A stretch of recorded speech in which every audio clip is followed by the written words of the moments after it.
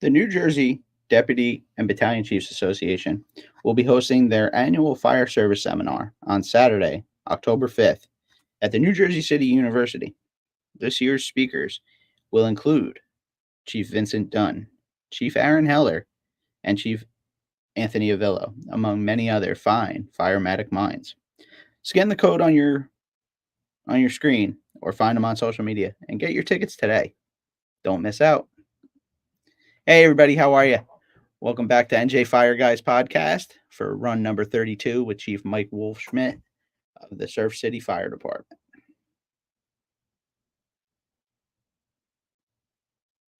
Chief Mike Wolfschmidt leads the Surf City Volunteer Fire Department with a commitment to excellence and service to the community.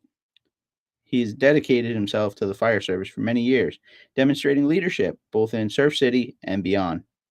Currently serving as Deputy District Fire Warden for the New Jersey Forest Fires Section B5. Chief Mike Wolfschmidt is a critical role in protecting the vast forests of the Pine Barrens. He's also a career firefighter in Westampton since 2012. And he owns and operates and is the lead instructor of Wolfschmidt Fire Training. Without further interruption, Chief Mike Wolfschmidt. Hey, what's up, Mike? How are you? Good. Thanks for having me on the show. Absolutely. Thanks for taking the time out and coming on. Absolutely, I'm excited. So let's get down to it. Where'd you grow up? What did you want to get? You got drunk one day, got the tattoo, bought a T-shirt down in Wilder. Yeah, right. Yeah, exactly. Yeah, on the boardwalk. Yeah, almost got hit by a tram car. And watch the tram car, please. Yeah. So, so a little bit about me. I got started in the fire service. I kind of grew up with it. So, my dad's a fireman in Surf City. He's a plumber by trade, and so I kind of grew up in the Surf City firehouse. And his dad was a fireman. He was also a plumber, and he was the fire chief of the Palmyra, New Jersey Fire Department. And his father was a plumber and a fireman for Palmyra as well. Started just before World War II, and beyond that, my uncle Henry was fire chief of the Riverside, New Jersey Fire Department around like 1898. And I actually have a cool picture of him. He's got a great mustache. So when I had the mustache, it ran in the family. So yeah, so I come from a long line of a fireman, and so I got bit by the bug, man, at an early age. I was probably like 11 or 12, and I just fell in love with it. I loved everything about the fire service, and I had plans on I'm going to be a plumber like my dad and all that, and as I got older, I was like, man, this is really hard work. This sucks. Like we don't have basements at the shore, so yeah, everything is crawling in a crawl space, yep. and it's hard work, man. And I was like, going to fires is fun. Like, I mean, hard work, yeah, but I'm like, but this is way more fun. So like, so I fell in love with it. So I went that route. And I'll tell you, man, being in New Jersey, especially 20 years ago, it's very, very difficult to get on the job here. I know, like some other states, that there's just more opportunities out there because we are still predominantly volunteer throughout much of the state here in New Jersey. So not a ton of opportunities, unless you go the civil service route and move into the city, and and that takes some dedication and all that. So and I'll be honest, man, I really loved where I lived, so so I took a while. It took a while to get on the job. Like I said, I joined Surf City as a junior member in 1998. Went to the academy in 2002 and started just testing different places. Eventually got my EMT, which was one of the best things I ever did for my career. Just it took a long time. It took a real long time. Now, at what point did you go to Ocean County Fire Marshal's office? How long? Yeah, so, back in, so kind of the timeline was, you know, started working, EMS down in Galloway Township. I learned a ton there, man. It's so busy. Um, 10, 15 years ago, they were running 5,000 calls a year, and it's grown dramatically. Yeah, so I got kind of thrown to the wolves, if you know, and really learned a lot. Really got it. It was a great opportunity. I learned a The lot there. Wolfschmidts. Yeah, yeah, right. You see, what I did I there? see See what I what did you there? did. Pretty good, right? So, um, so I got a real education there, and then an opportunity came up to be an Ocean County Fire Marshal. So I jumped on that. I'd been on the list for a while, for quite some time, and that's actually where I met you. Yeah. Was up at Seagirt doing the DCJ Academy, and your dad was teaching you know, a good portion of the program. And I'll never forget when we went up to City of Newark, and you know, here's me, kid from Surf City, Long Beach Island, in the city of Newark, you know, and you know, all the fire marshals have guns and everything, you know, and they're standing watch. And the fire that we dug, as I recall, I think it was like a murdered prostitute or something like that. I don't know if you were in my group, I don't remember, but yeah, it was wild, man. I was like, what am I getting myself into? But so, um, but yeah, so that's actually where I first met you. That's good 10, probably back in 2013, somewhere Yeah. around there. And yeah, so I did that for a few years, and then I had tested in Westampton, New Jersey. You know, it was a town I really honestly had never heard of. A buddy of mine was testing there, and he said, "Hey, why don't you come with me?" And I said, "All right." So took the test there, and end of 2012, I got a phone call. Said, "Hey, your name came up on the list. You know, we'd like to hire as a per diem." And I'm like, "Absolutely, man, I'd love to." And that was um, the way that Westampton works is, and we've grown dramatically since 2012. Is we're still technically a combination department, and so I started as a per diem, and eventually worked my way to a full time position. Been there ever since. So, and I do a lot of the training for the department and everything. So that's kind of career wise, you know, really where I kind of things kind of fell into place. And honestly, I really love working there.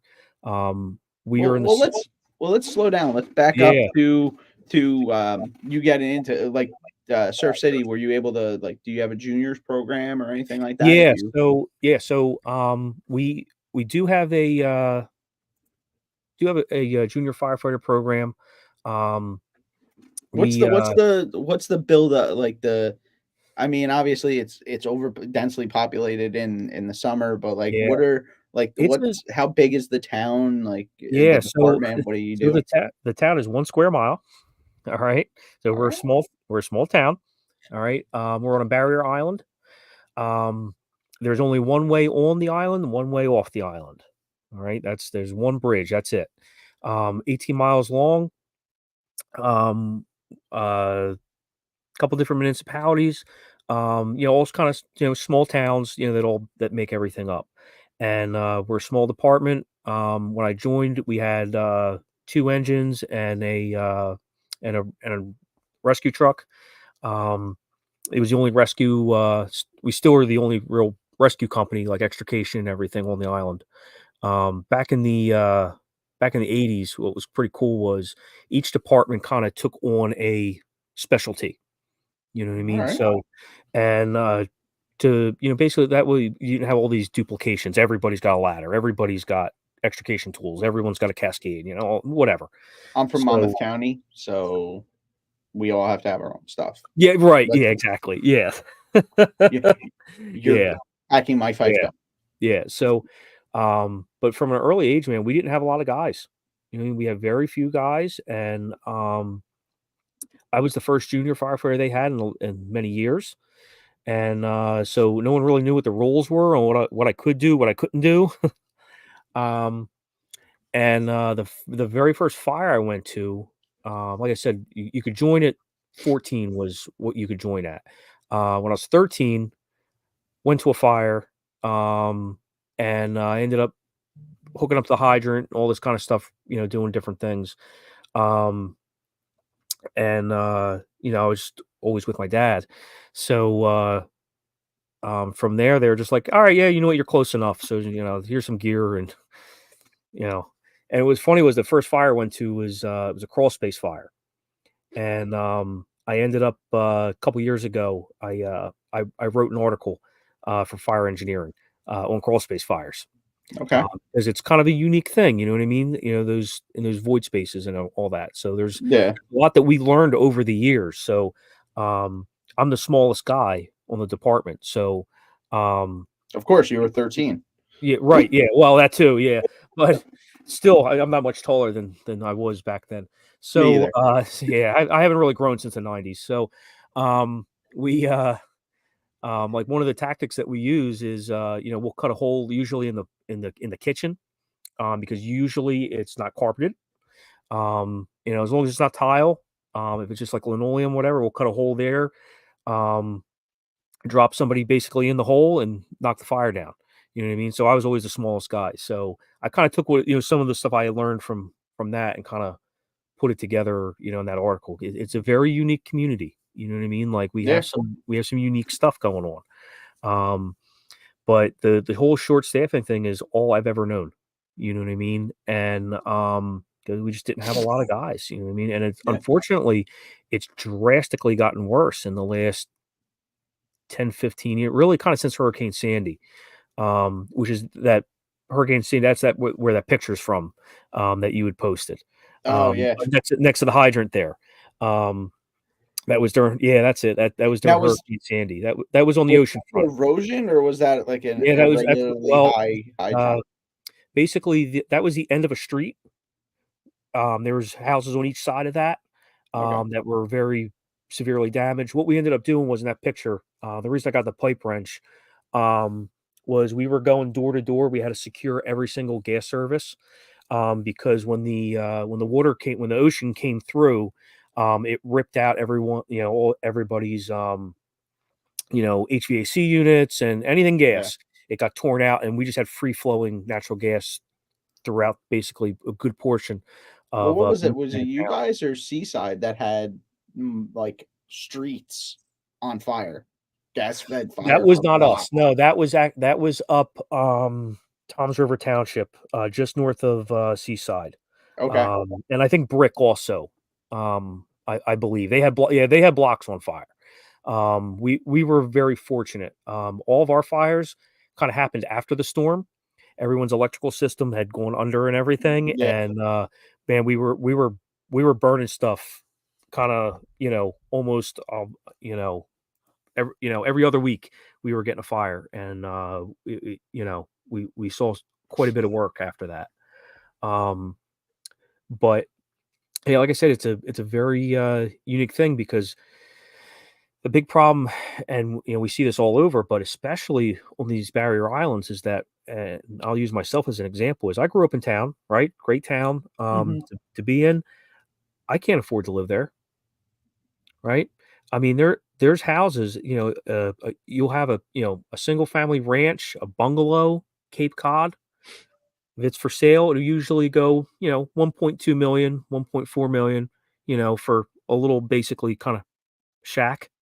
And the next And week they're knocking it down and and building a they're knocking it down, and they're putting up basically a McMansion, as big as, the town will allow. So, things have changed drastically, and, your average blue collar person can't afford to live there anymore. So, our firefighter demographic is real young guys who are still at home with their parents and everything.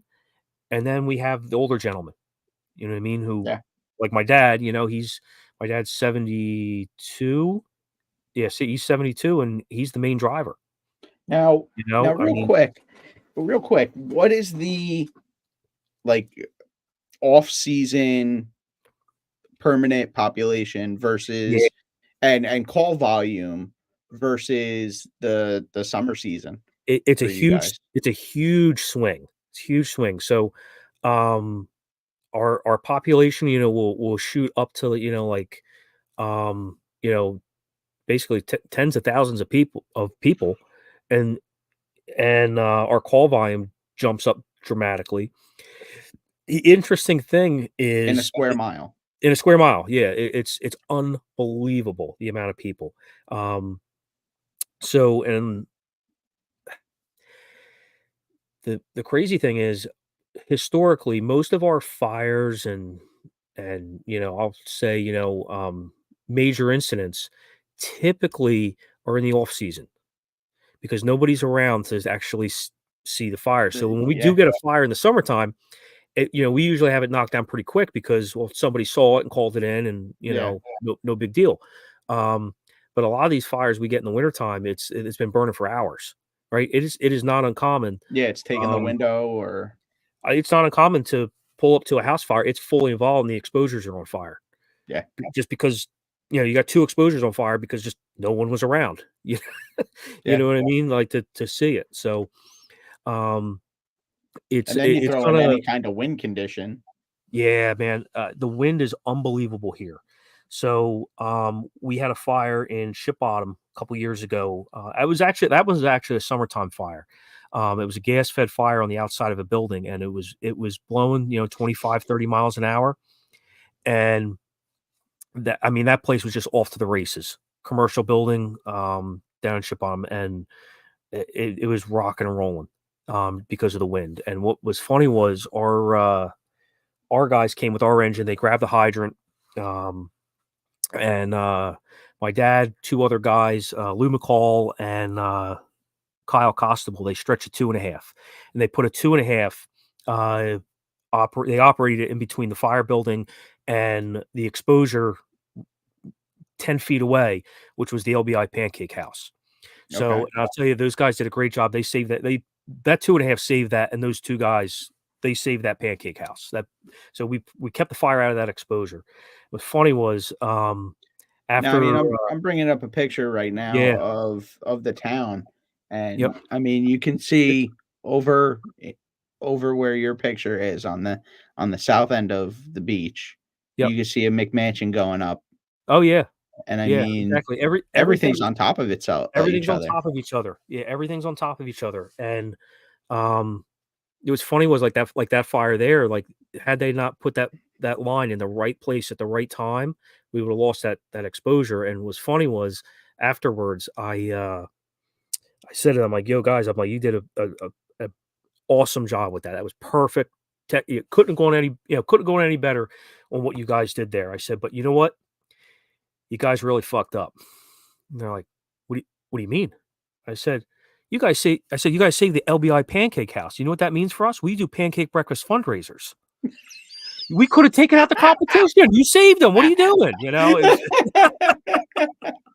Yeah. So yeah, it's Saving the pretty fun. rateable. Yeah, exactly.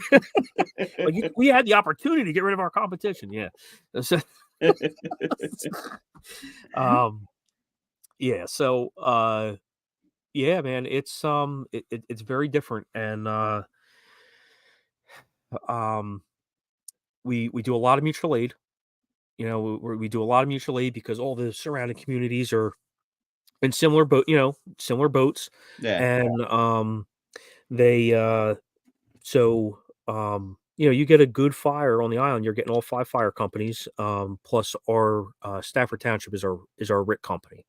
Um, so in Ocean County, the way things work is to be a RIT company, you have to do X amount of training a year. You have to attend certain courses. It's actually a pretty rigorous system to be designated as a RIT company. You have to have X amount of experience, and that kind of stuff. Um, so that's basically kind of how we work things. You know what I Okay. mean? Yeah. So it's kind of like Now, an all hands on deck. how far out are they? Because I know they're on the mainland, like They're on the the mainland. mainland, Yeah. if you will. Yeah, so they're on the mainland. So, and that's where I live now. And I actually run with that fire company now also, since I live over here. But been active with them. So, it's a hike, man.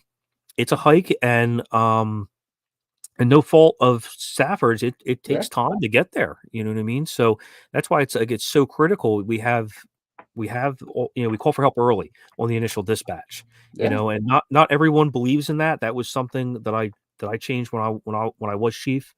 That we call for help early. Listen, if it's nothing or we get it with one line, cool, we'll send them back. Not a big deal. Yeah. The reflex time for them to get to us, it's not their fault. It's just they gotta travel a distance. And Yeah. excuse me. Like I said, there's only one way on, one way off. So that if we got bad traffic, I mean, we get unbelievable traffic in the summertime. Yeah. It's going to take a long time for us to get help. So it's there's times where it's like, John Wayne time. It is what it is. Yeah. You do the best that you can with what you got. All right. So, You- I had a question I was going to ask you, but I forgot. All right. So, I mean, really keep going. I mean, Yeah. what year did the firehouse burn? Oh yeah. So back in December 2022. Pancake House trying to get you? What's that? The Pancake House trying to put you guys out? Yeah, of they business? were trying. Yeah, exactly. Yeah, they heard me. Yeah, so they were the Pancake Gang Wars. Yeah, we had a fire in the firehouse. It was actually a Wi-Fi extender was behind a TV screen in our firehouse, and it caught fire in the engine room. So interesting thing, our alarm system was tied into the police station.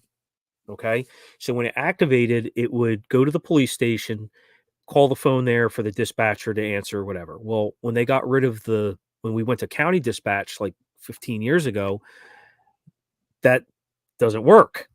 So the other thing was, so the fire siren was connected to the alarm.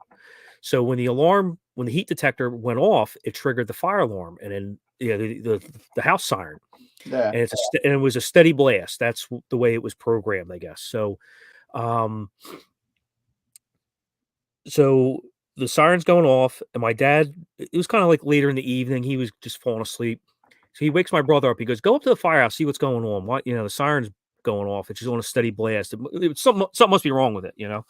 So he wakes my brother up. My brother's a fireman there. He's captain of the fire company, and he gets there, and the place is on fire. Right. So he calls my dad. My dad's on the way up. My dad calls 911, and tells the dispatcher, search the firehouse, it's on fire, it's confirmed working fire, dispatch the companies, and they're like, "Well, sir, what's the address there?" And he's like, "It's the only firehouse in Surf City. They'll see it, like." So just dispatch them. Just they gotta go to the firehouse anyway. Yeah, they gotta come to the firehouse anyway. So so we had a pretty good rock and roll fire in the engine bay. So I'm coming from the mainland, and I keep my gear, air pack, Halligan, in the car, and have fire will travel. So because a lot of times, like right now, if we had a fire on the island right now, I'll go to the scene, and I usually get there maybe just before the engine or just as the engine's pulling up. Okay. So it works out pretty good. So I get there, and of course I'm the only guy with gear and an air pack and go in. Yeah. So everybody everyone else is stranded until mutual aid gets there. So and I didn't see my dad. Turns out he went down to Ship Bottom Firehouse, because when he pulled up, he's like, "Well, I can't get any of these fire trucks. I'll go down to Ship Bottom." We have a great working relationship with Ship Bottom Fire Company. So he went down to their firehouse, right, to go get a fire truck. So we bust open someone busted open a panel on one of the glass doors, reached in, pushed the button, rolled the door up. I masked up, went inside, and climbed in the engine. Couldn't see anything. I mean, it was blackout conditions. I couldn't see anything. So I climbed in the driver's seat, and I could reach the pedals perfectly because I had the SCBA on. The seat was adjusted for like like an adult sized person. Well, I was small enough that with the air pack on it, it fit me perfectly. So So I get in there. Well, now I got to go like from memory. I'm like trying to think. I'm like, all right, well, where's the air brake on this truck? Where's the, where do I hit Yeah. drive? It's like they're all a little different. You know what I mean? I drive the truck to work, and I had to think about it for a second. So, got it in drive, started pulling out, laid on the air horn. Just I didn't want to run anybody over. But you're in a smoke-filled fire truck. Right? Yeah, and I couldn't see anything. Did you turn the So lights on? no, that no. In So the queue as you're I coming pulled out the the truck. door? I pulled the truck out and stretched the line and ended up, going in, knocking the fire down. I stick my head out the door and here my dad drove one of Ship Bottom's trucks. They saw him there and he was like, "Hey, I can't go to my firehouse; it's on fire." So they're like, "Oh, great! Here, you drive our truck." So he pulled up. He's You know where he's you're going? yeah, you know where you're going. No big deal.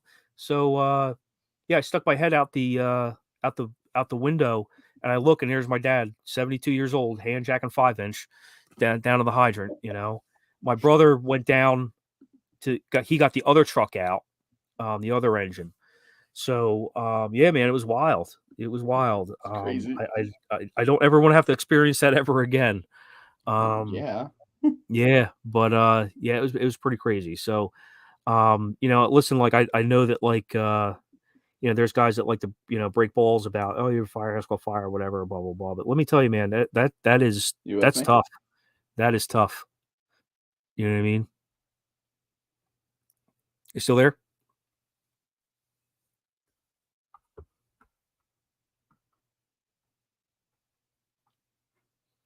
You still there, Nick? You're frozen. Oh no.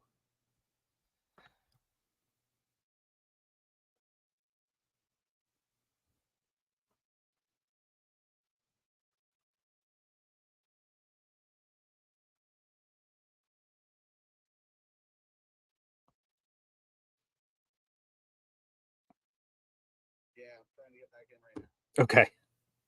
The interwebs at work just did something. All right. Sounds good. I'm gonna log in for my phone. I'll be right back. Okay.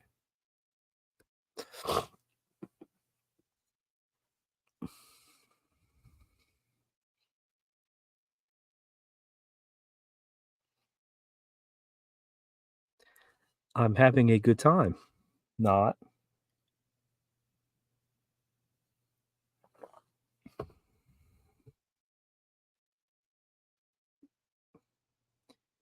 Well, if you're still listening to this, we had a technical difficulty here. So Nick is trying to get us back online. I have no idea if this is actually working. So there you go.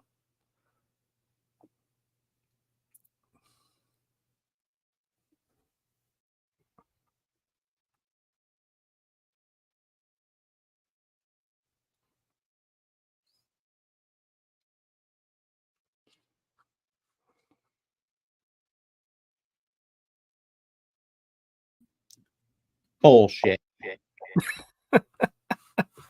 Technical difficulties. I Yeah, all apologize. good. I handled things. I give a very informative statement. Yeah. So what I missed? Yeah. So kind of picking up where we left off was yeah, man, that was it was a long process getting getting the firehouse back together. What a mess. Wasn't a big fire, but it was really a ton of smoke damage, and Yeah. um, I really have to give a lot of credit to our mutual aid companies on the island. They were High Point Fire Company and Ship Bottom especially. They housed our trucks for quite some time. We were running out of their firehouses. All the fire companies really kind of pitched in and helped us. And Well, I was gonna ask how neat. bad, like how much. I mean, obviously, losing the memories inside the firehouse are one thing, but Yeah. how much equipment did you guys lose? So not a ton of equipment, but like I said, it wasn't a big fire in itself. It was really just a lot of Smoke damage. smoke damage. You know what I mean? And the engine bay had heat detectors, so it took some time for that thing to trigger. So it was burning Yeah. for quite some time. And like we run EMS out of there also.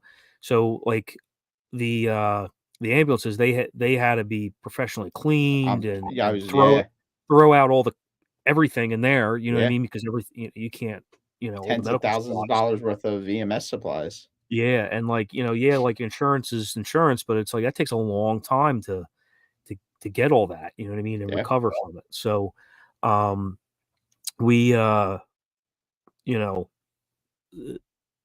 That was one of those moments I was like, "Man, I'm glad I'm not chief right now." You know? I can The poor definitely imagine. that poor guy. So, um, but yeah, man, we kept going, you know what I mean? We were still in service, even with the, trucks damaged, all that kinda stuff. One kinda lesson learned from that was, something that we do now at Surf City is, and I try and do this other places I'm at, it is, keep the windows rolled up. Yeah, The amount of damage on the one truck that had the windows rolled up versus everyone else, it was unbelievable difference. So Surf City actually made a policy is when the truck's parked in the firehouse, you're gonna roll the windows up. yeah. Just and honestly, it's not a bad thing when you're going to a call and you got the siren going and all that kind of stuff. So that was kind of like one of those like little lessons learned kind of thing. So yeah, that was pretty wild. Yeah. I can imagine pulling up and your firehouse being on fire. Oh man, the just the feelings, you know what I mean? Like Yeah, that terrible feeling.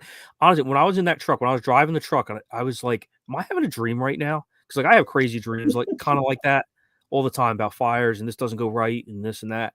Like I'm like, "Am I dreaming right now, or is this real?" Like it was yeah. crazy. It was Now, crazy. what time of the day? What time of the morning was that? This You was like said it was this was late. like I want to say it was like around like midnight ish.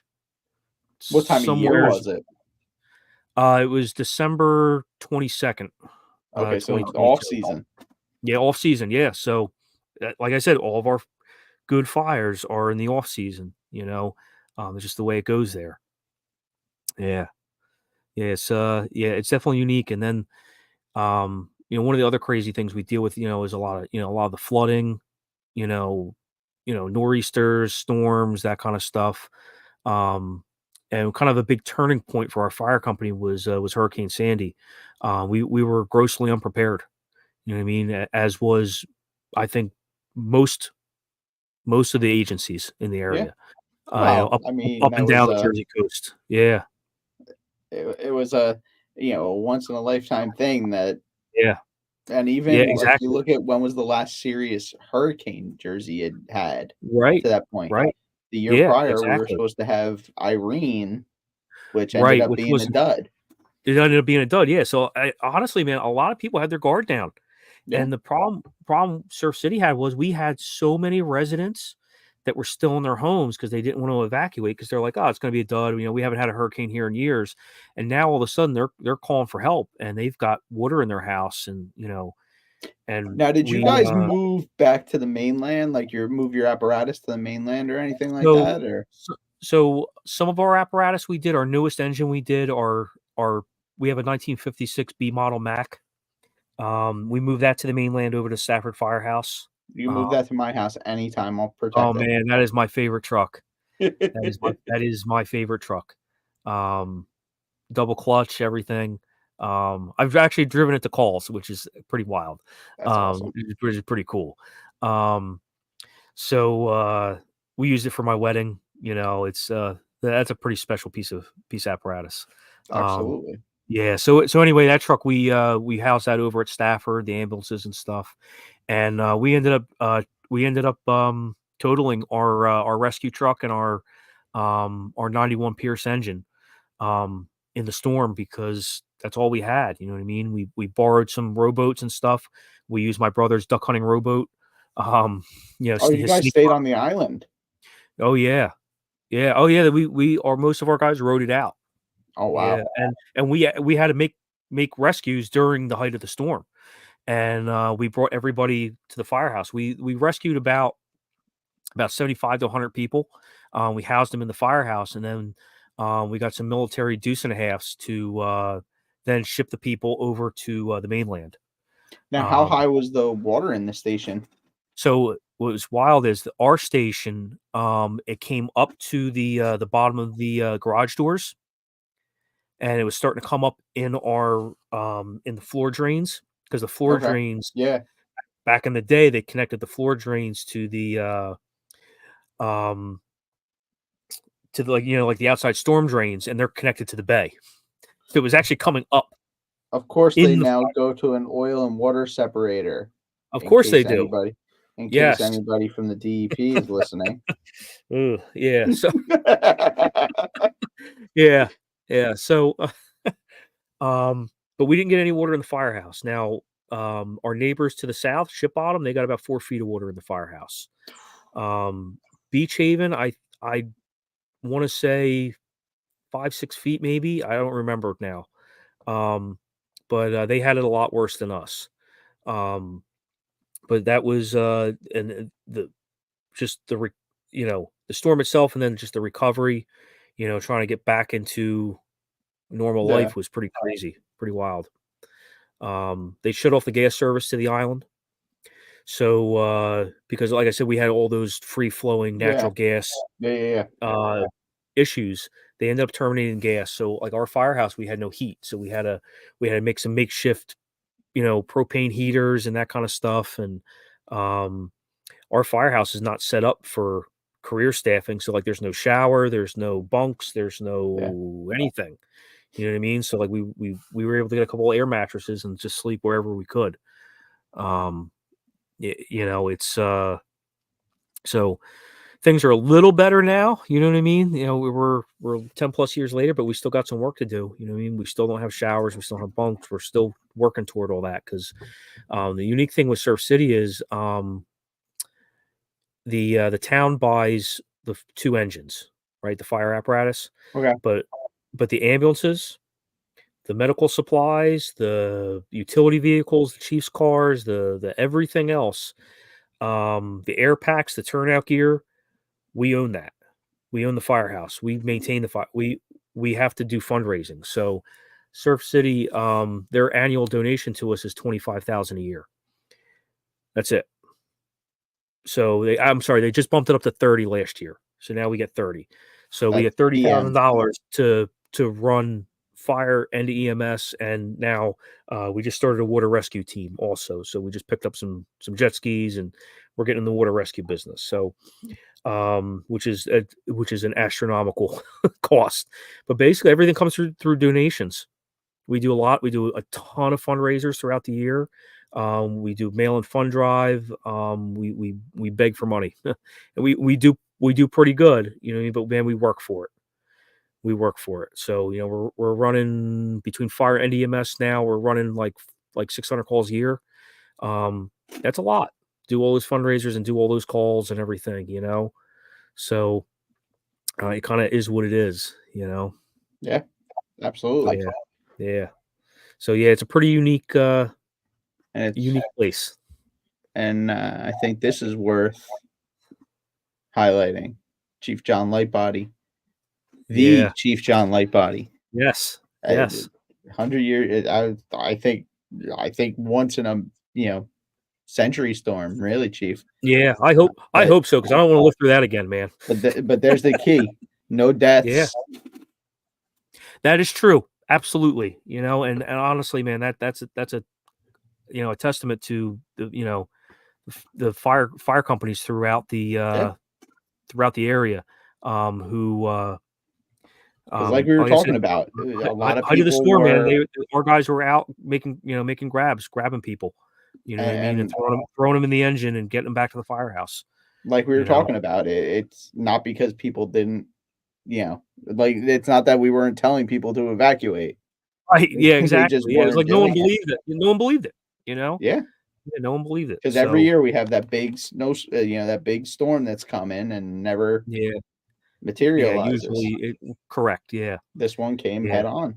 yeah. And what was pretty wild was, just to kind of show you how rare that is. We had one gentleman. He just passed away about 2 years ago. Chief Emil Tumsuden. He was one of my mentors and a guy I looked up to, a guy I wanted to be just like. And he was here. He was in the fire company for the '62 storm. There was a nor'easter March in 1962, which actually kind of propelled our fire company to buying, at the time, basically a rescue pumper. In its day, they had a '67 Mac Model C that had a winch and Stokes baskets and rescue equipment and that kind of stuff on it. Okay. And that was when he was chief. But basically, that storm kind of propelled our fire company into more of the rescue business. But we actually did some stuff. We had no guidance. We had never been through this. You know what I mean? He was the guy who rigged up the those propane heaters I talked about. In the firehouse, so we would have heat. I mean that was end of October, like around like October 29th. October 30th, give or take, somewhere in that ballpark. So it was cold. We had the snowstorm. Sandy was the and then we had the snowstorm that week. Then we had that snowstorm. That's right. Yeah, that's right. I forgot that. So honestly, like through some of his leadership and guidance, from what he learned in '62, kind of got us through. On what we needed to do, and we went house to house, checking for people, and it was pretty crazy. And the unique thing here was, we depend on the mainland a lot for mutual aid. Like Stafford Fire Company, they do a lot of mutual aid for us and everything. Well, they had all the same issues on the mainland, on those coastal communities, so they really couldn't come help us. So we ended up getting help from all over the state. Guys from we had guys from Burlington County, Cumberland County, all over the place, Mercer County, come in and help us, and even ride our engines. You know what I mean? Just to make up some staff. Let guys go back to what they had of a home. And that was that was one of the big problems, was guys are trying to deal with their own problems. You know what I mean? And, like my parents were very, very lucky that the water went up to their front door. Got just like an inch underneath their front door. They didn't have any water in the actual house. They were so lucky. Had a ton of water in their garage. And that was, it was what it was. But, I knew guys that they didn't have anything. They lost everything. You know what I mean? So they're trying to deal with their own issues on top of answering calls and doing all that. So we were very lucky. We had and that's to me where really kind of where brotherhood really kind of came to light. You know what I mean? And you learned a lot about each other and about and who you could depend on and that kind of stuff. Exactly. In that time, you know what I mean? It was pretty wild. So like I said, I think we're a little better prepared now. We're not 100%. But it kind of is what it is, as far as funding and, all that kind of stuff. When I was chief, we did get a military 5-ton that we put in the service. So, which is a big help, because we've had some nor'easters since then, where we've used it and ran calls with it and that kind of stuff. People, trapped in cars, that kind of stuff. You know what I mean? Just honestly, just a bad nor'easter, you can get a good amount of flooding here. And someone who's not, who's kind of just down for the weekend, they drive their car through that floodwater. They don't realize it could be 3 feet deep in the road. You know what I mean? Yeah. So, that's not an uncommon thing, for us to get from time to time. Well, I remember when I was when I first got my license, so I was like 17, 18. I drove down to Manasquan one time, and it was like one of those high tide, full moon. Yeah. It was where the town flooded, the streets of the town flooded, and it bogged out my car, got all jacked up. Yeah. My dad wasn't happy with me. But like I just wanted to go down to the inlet. I think I had my girlfriend in the car at the time. Yeah, right. Yeah. So I wanted to flex my my 1984 Skyhawk. Oh, that's awesome, man. I had an 86 Buick Regal. That was my first car. Yeah. I used to try to drive it like a stick shift. That's until funny. The transmission exploded on me. Nice. All right, so let's talk a little bit more about your experiences with the EMS and Galloway EMS and Yeah. working So towards yeah. So you know what's Westampton. yeah. So what's funny is so like when I was like I don't know, I guess I was like 19 maybe. I expressed interest. Hey, I want to learn to start to drive the fire trucks, the fire company. So our chief at the time, Brian Fullerton, he said, well, the before you do that, I want you to get cleared to drive the ambulance first, so you get used to driving lights and sirens with a smaller vehicle. And it also got him another driver for the ambulance. So I'm like, all right, I'll do that. So um, the second call I ever drove on, we ended up going mutual aid to Waretown, which is pretty far for Surf City. They had like 12 patients, head-on accident, and I ended up driving our patient to Atlantic City, to the trauma center. And I was like, what am I getting myself into? So so that's kind of how I started with it. Um, I really didn't have a lot of interest in doing EMS, to be completely honest. And later on, I kind of figured out.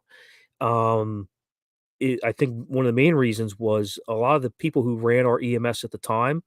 Um, Lack of a better term, they were a bunch of assholes, man, and they were very, not welcoming, and if you made a mistake, they just yell at you, like, it really was not how to not how you treat people, alright? So, honestly, I get that in their generation, that's how they were treated, but that doesn't make it right, so I was Hmm. very, very turned off with EMS. I didn't want anything to do with it.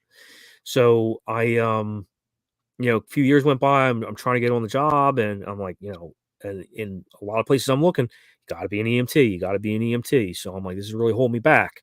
So went to EMT school. I did like this accelerated program through Monarch, like up in like Wall, I think, something like that.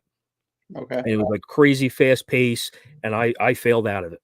You know what I mean? And I was just like, well, EMS isn't for me. So a few years, couple more years goes by, 2, 3 years goes by, and uh talking to a guy from like I want to say Union, guy named Ray Carlson. He said to me, he's like, kid, if you want to get on the job, you got to get your EMT. Got to do it, And he's like, it'll get you where you want to be. If you want to be, here in New Jersey, if this is where you want to stay, this is where you want to live. That's cool. He's like, but you got to do it. Hmm. All right. So I went back. Was a little older. The program was a little slow, a little normal paced, and I got through it. And I got out of that, and didn't have a ton of experience. But I was like, I want something at least in this field until I can get on the job. So a friend of mine, Shane Lehman, who I'm still good friends with, he said, "Hey, I'm working down in Galloway as an EMT. I love working here. We're busy. It's great culture, all that kind of stuff. Why don't you come down?" So I did, and I got picked up. I walked in there, and I didn't know anything, man. I didn't know anything. I had very little experience from Surf City because um, if there was a crew, they would just go, and I was assistant chief at the time. So the current chief then was like, "Well, I don't want you getting on the ambulance because now I have one less pack guy to get on the fire truck or run a fire or whatever." I'm like, "Yeah, I get that, but I don't have any experience." So I got Yeah. my experience down there, and I have to say they were graceful with me, and they took the time to teach me. You know what I Yeah. mean? And get me to where I needed to be. And I like I said, I learned a lot there. We were very busy. You know, we did a lot of mutual aid in the area. We would go in Atlantic City, from time to time. I learned a ton there. It was awesome. It was awesome. And I actually found out like I actually kind of like this. You know what I mean? The way I can describe it today is I love being a fireman. I really like being an EMT.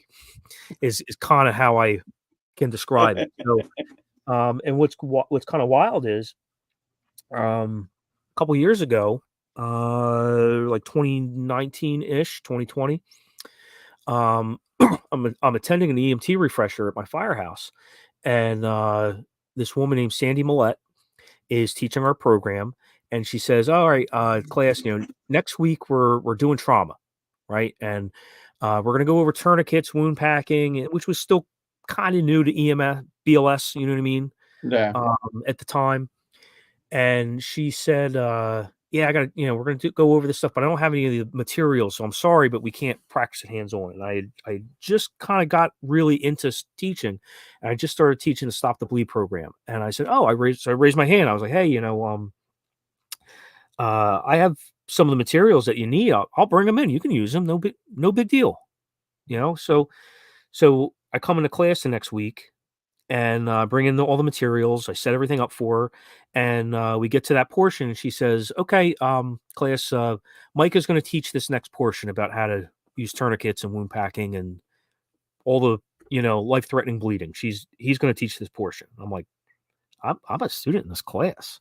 I'm Way like, man, to roll me under the bus I, here. yeah, I was like, oh boy.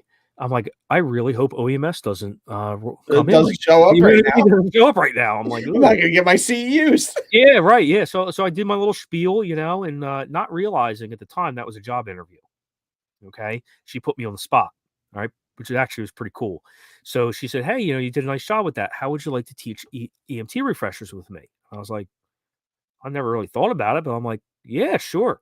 So I started going around South Jersey teaching EMT refreshers with her. And honestly, I became a better EMT because not only was I listening to the lectures all, But you're getting frequently, it. you know what I mean? But now you're such a better EMT, fireman, whatever it is. If you can teach it to somebody, you have a better understanding, because you have to know the material. Yeah. So, so I got a lot better as an EMT. So she's like, you really should get your EMT instructor. And for guys who aren't familiar with the process, it's a very difficult process. So, it's gotten. I am told it's easier than it used to be. Okay, so I went, did everything I had to do to become an EMT instructor, and that may not sound like a lot, but there's, as of right now, our last instructor meeting, there's only 357 EMT instructors in the entire state of New Jersey. Yeah. Compared to, I don't know how many EMTs there are, but that's a very small number in comparison to how populated we are and how many EMTs are in this industry. Yeah. It's a very small number of people because it's such a rigorous program to try and get through.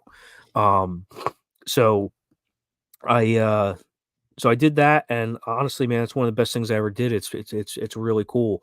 I'm such a better EMT for doing that. And what I've done is now I teach our EMT refreshers at work. I do our continuing education stuff at work, and that's also kind of where I morphed it into the business as well. When I started the Wolfschmidt Fire Training business, that's been a big portion of it, and there's such a high demand for it. Honestly, I could just the EMS stuff and just the teaching. Truly, I honestly think I could probably do it full time. I turn stuff down, because the teaching EMS stuff, it's for me, it's one, I don't have quite the passion as I do for firefighting. You know what I mean? Yeah. But it's a lot of paperwork. It's a lot of paperwork. It's a lot of OEMSs. They are on their game, man. They check up on things. You know what I mean? Because they want a quality product, which I respect. I respect that. So so there's a lot to it. So I try and do a little bit. You know what I mean? But I really between the fire and the EMS. What do we got? Where are we going? What do we got? Wires called. No, we're not going to that. We're not going to that. So, pager was off. Yeah. So I really kind of got into, especially like the EMS teaching of it. Man, I had some really terrible EMT instructors when I went through the program.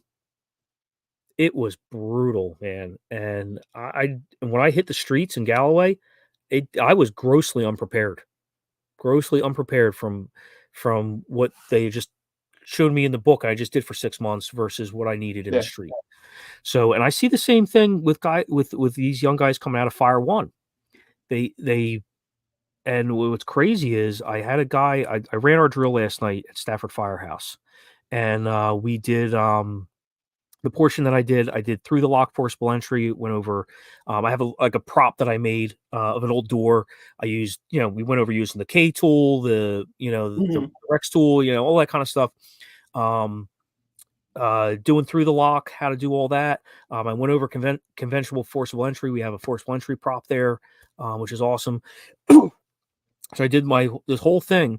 We forced padlocks. I have a padlock simulator. Went through all this stuff. Went over the rabbit tool, all that. And this kid who just graduated Fire One said, he goes, dude, he goes, I just learned more in 2 hours from what you just showed me than I just learned in, I think, like my whole Fire One class I just went through. I was like, bro, that's wild. That's wild. You know what I mean? I was like, oh, that's a nice compliment, but I was like, there's a big gap there. You know Yeah. what I mean? And Huge. unfortunately, there's a lot of fire companies and firehouses that aren't teaching that. You know what I mean? They aren't getting the guys the skills Mhm. that they need. So there's a big gap, and I really enjoy being able to share my experience that I've had over the years on what has worked, what hasn't worked, and that's one of the things. Like when I teach a class, I usually start with is like, listen, I'm by no means an expert, right? I am a student of the game, through and through. I'm always learning. Actually, you and I just attended the Andy Fredericks training days down in Alexandria, Virginia. I walked away Phenomenal. from that phenomenal. I mean, I walked away from that and I was just like, I have learned so much. You know what I mean? Even after, And think about that. That was 3 days of lectures. that's 3 days of lectures. That wasn't even hands-on skills. They're Yeah. just lectures, and it was phenomenal. I learned so much from those lectures. Um, so like I'm forever a student of the game. So I really, when I teach, I try and say like, listen, like I'm not the be all end all. Okay. I'm going to share with you what has worked for me. Okay. I'm going to share with you some stuff maybe I've learned from other people, right? Has worked for them. Do what works for you. I mean, Yeah. I love taking ideas, borrowing ideas, whatever from other places that might work for us. If it works for us, cool. If it doesn't work for you, you're not going to hurt my feelings. It's not a big deal. But let me show you what's worked for me, things Mhm. I've learned over the years that I think are important. And I've tried to do that, like with my short staffed engine class, and a couple of the programs that I've built on things that I think are important. Things that Yeah. we should know. You know what I mean? Or just maybe even just kind of get reminded. You know what I mean? Things that we've forgotten or whatever. So that's what the kind of the direction I've tried to go with my own training business. Um, I'm um, like I said, I enjoy sharing some of my experiences, and um, I'll tell you, it's been unbelievable. I've been all over the state. I've been up to Long Island. I taught a class up. I did my engine class up there. Um, I've I've I recently did I taught at the Key City Fire Conference down in Frederick, Maryland, which was Okay. all That's great. great It was program. a great time. It's a new conference. They're doing it again this year. So here's my shameless plug for the Key City Fire Conference coming up in March. Do it. Uh, awesome program. They got hands-on, they got lectures. They really have put together a really nice program, especially last year being the first year. Those guys did it right, man. So they I've had some great opportunities. I've taught with Bobby Eckert. I've been able to go to the Joey D conference, teaching with him, and learn from some really great firemen. So I'm having fun with it, man. You know what I mean? It's been a really nice outlet for me. Doing the teaching portion, of the job. I think it's so important we pass this stuff along. And one thing I picked up, I was thinking about today. Um, the one of the presenters mentioned uh, at the training days conference was, it is super important that we write this stuff down and we document it, and we pass our knowledge of what we've learned and what people have taught us. It's super important we write this stuff down and we document it, because, like, I'll give you, for instance, that chief who just passed away, Chief Emil Sudin, the guy I really look up to, Mhm. um, learned a ton about leadership from. Uh, that guy was active up until the day he died. I mean, he was running calls up until he passed away. And he was sharp as a tack, man. And the knowledge that he had of our water system and that kind of stuff in the town, Yeah. because he worked for the water department. So what was cool was when that square mile town I'm talking about, Surf City, we have 91 hydrants in that square mile Wow. because the fire chief was in charge of the water department. You know what I mean? And he could tell you the main size, and he taught me all that stuff. And that's something that I need to make an effort of, is write all that stuff down, because when those guys go, there goes all that knowledge and experience. I mean, and I think it's so important we ask questions. We ask guys, like, hey, why do we do something this way? Why do what can you tell me about this neighborhood? We have some at Stafford Fire Company. We have some great guys like Chief Ed Hazelton.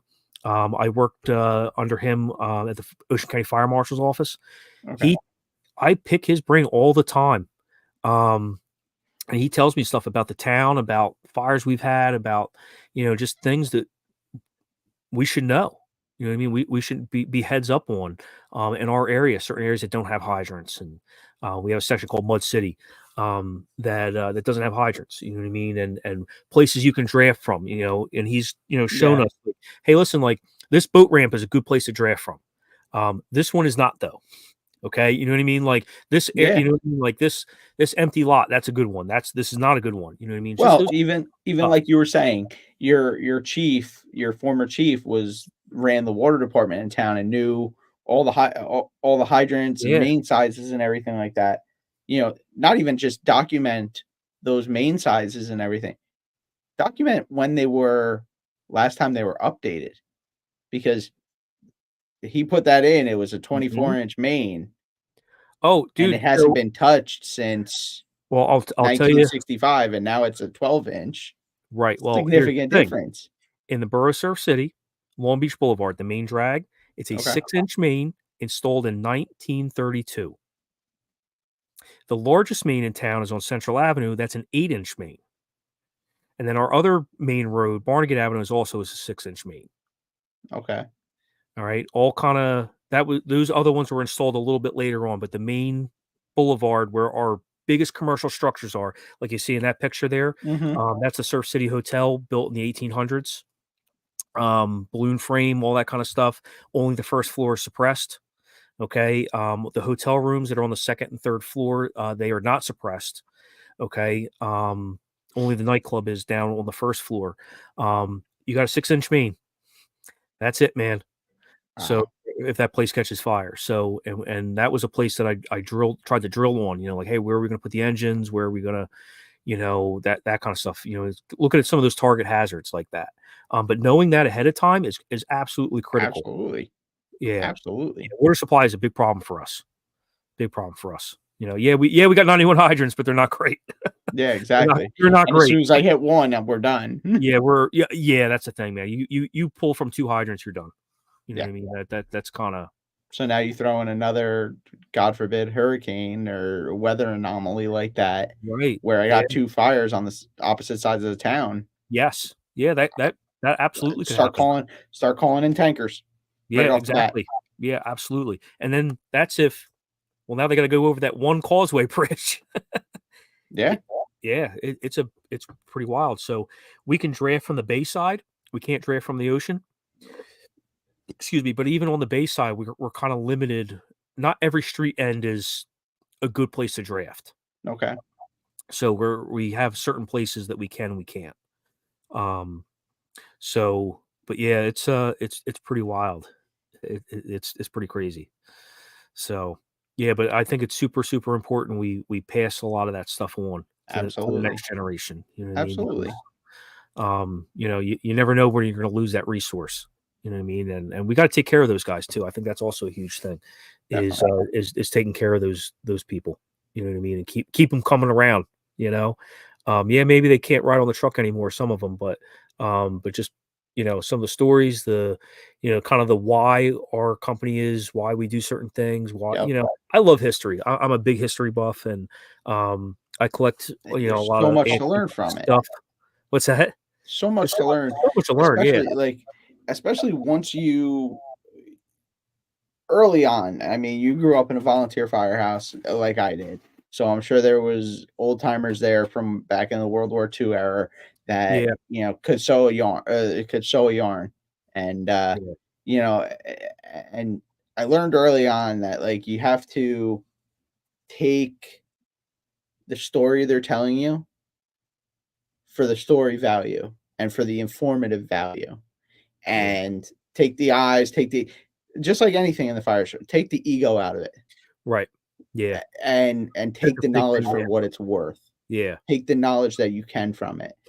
And actually that's one of the things that keeps me has especially in my early days has kept me calm in fires is trying to think of all that and play that through my head and hey, you know what? I something doesn't feel right and going Yeah. through that mental Rolodex of hey, Yeah. where have I heard something Where have like I this heard something before? about this? Right. What does this mean? And Right. Right. Yeah, and that's huge. And that honestly, from learning from those guys and going to those classes and seminars and all that kind of stuff, those little nuggets that you pick up yep, that could save you one day. You know what I yep, mean? And make a big difference. You know what I mean? I've had um I can think of fires and extrications and this kind of that kind of stuff where I'm like, hey, someone showed me this. Let me and we're at options. Let me try it. You know what I mean? It's yeah. worked for us. You know what I mean? I think that's such a huge thing. You know what I mean? I I You go actually yeah. started laughing one time in a fire, and it was probably one of the probably one of the amount of damage, probably one of the worst fires I've ever gone to. We lost a whole block up in Okay. Morris County when I was working in Picatinny, and as we're bailing out of this place because we had the first line in the initial fire building and realized that it was coming down on top of us from the second floor, coming up from the basement, coming in from the back wall. It, I I saw something like I started laughing as we're getting the hell out of Dodge because I'm seeing something that I've never even heard anybody tell me about. This is an old building. It was plaster and lath with Okay. Yeah. drywall on top of it. And think of a sponge when you have like the kitchen sink, the nozzle pushed Mhm. right up to it, and it's like permeating through. The Yeah. water's permeating through, Yeah. like, Yeah. not you, but that's what the smoke was doing in this building.